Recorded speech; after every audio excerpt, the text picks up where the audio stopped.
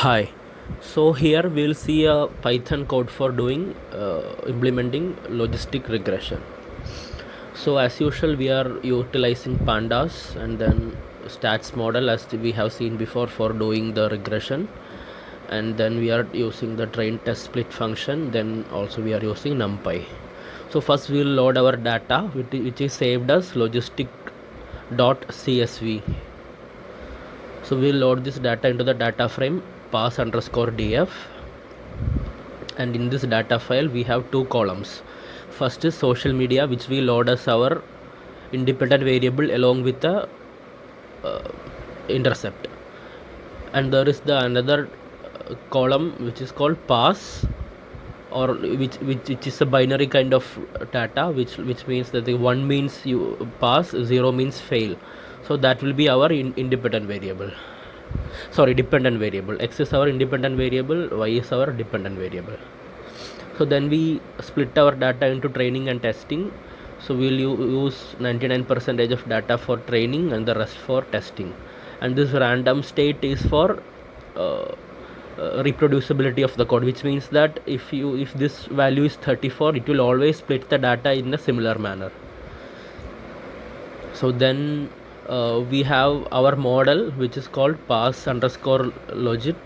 Then here we are using logistic regression to train our data and then fit the model into our training data. Then we will, after training, we will use the model to predict a few values, the training values, and then we will save it into prediction underscore y.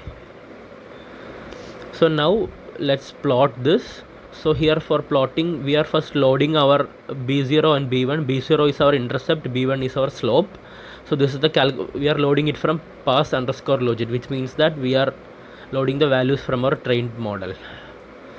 Then we have the x values, which varies from the lowest social media value to the highest social media value, and we split it into 100 points.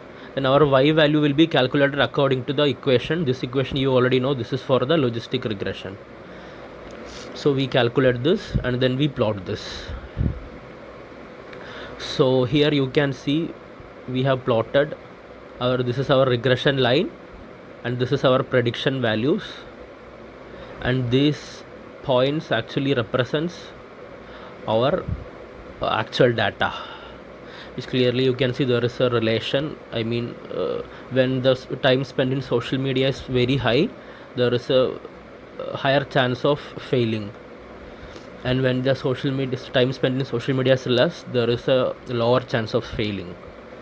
So this is actually very evident from the p values. You can see, since the p values are very low, we can actually reject the null hypothesis, right?